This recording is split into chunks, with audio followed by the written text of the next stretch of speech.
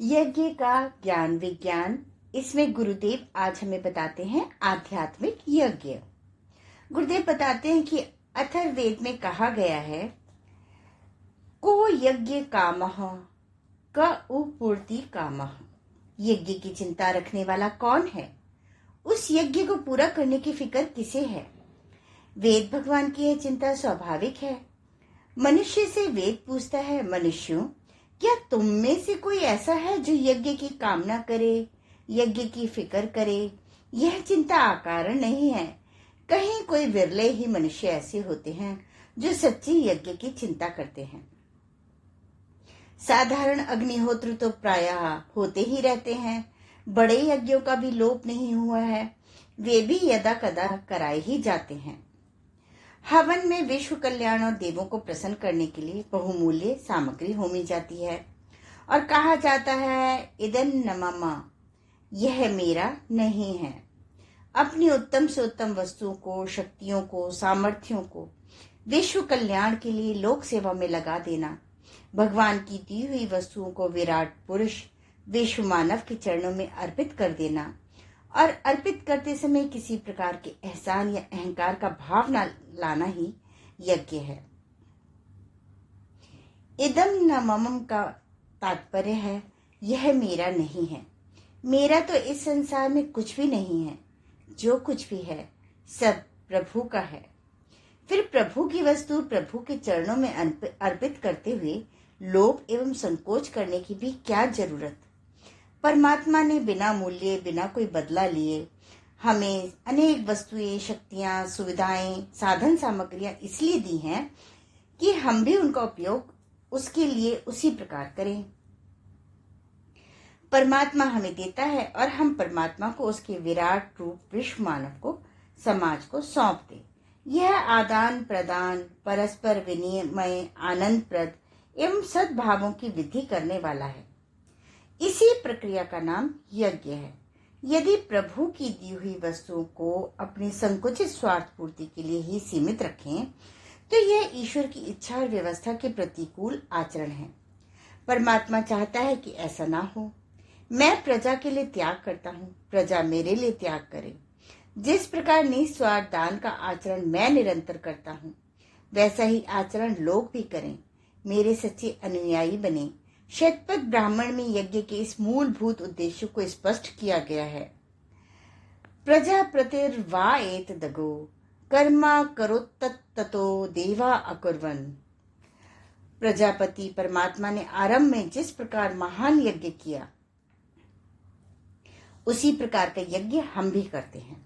सृष्टि के आरंभ में परमात्मा ने अनेक प्रकार की वस्तुएं रची। वे उसने अपने लाभ के लिए नहीं, वरन प्रजा की सुख सुविधा के लिए बनाई। उसका निर्माण कार्य केवल परमार्थमय था। इसी का अनुकरण हमें करना है। अपनी सांसारिक और आंतरिक सामर्थ्यों को परमात्मा के निमित्त ही अर्पित करना है। हमारी भावना यही होनी चाहिए, मेरा मुझको कुछ नहीं, जो कुछ है सब तोर, तेरा तुझको सौंप दे, क्या लागत है मोर। इस यज्ञ भावना का संसार में लोप सा होता दिखाई दे रहा है तो वेद भगवान को चिंता हुई। परमात्मा ने यज्ञ किया, मनुष्य को सब कुछ दिया। उसकी इच्छा थी कि ये लोग भी इस यज्ञ प्रक्रिया को जारी रखें। ये मुझे दें, मैं फिर इन्हें दूंगा। इस प्रकार दान का अलौकिक सुख इन जीवों को मिलता रहे। यजुर्वेद में कहा गया है, देहि में ददाति, तुम मुझे दो, मैं तुम्हें दूंगा। एक बार फिर से पढ़ूंगी, देहि में ददामि दे, तुम मुझे दो, मैं तुम्हें दूंगा। आज सर्वत्र यह क्रम टूटता सा दिखाई पड़ता है। हवन करने वाले पंडितों और विद्वानों की कमी नहीं है। दक्षिणा हो तो वे आसानी से कहीं भी उपलब्ध हो जाते हैं, पर ऐसे आचार्यों की आज भारी कमी है जो स्वयं मन से, अपने आचरण से ऐसा यज्ञ करें और यजमान को भी ऐसा ही आत्म त्याग का हवन करना सिखाएं। इस अभाव को पूरा करने के लिए प्रार्थना की गई है। यह इमं यज्ञम मनसा चिकेत प्रणोवोच स्तमयी हे व्रवः। अथर्ववेद में कहा गया है, हे प्रभु, ऐसा गुरु भेजो जो हमें मन से यज्ञ करना सिखाए। जब तक मन से यज्ञ करना ना आए तब तक हवन मात्र से यज्ञ का वास्तविक उद्देश्य पूरा नहीं हो सकता। यज्ञ का वास्तविक उद्देश्य अपने आप को परमात्मा के चरणों में सौंप देना है। मन, बुद्धि, चित्त, अहंकार का अंतःकरण, चतुष्टय, 10 इंद्रियां, 10 प्राण आदि आंतरिक संपदाओं को भी जब जीव परमात्मा को सौंपता है, उसकी आहुति भगवान में लगा देने का होम करता है, तभी सच्चा यज्ञोद्देश्य प्राप्त होता है। इस यज्ञ की चर्चा उपनिषदों में इस प्रकार है।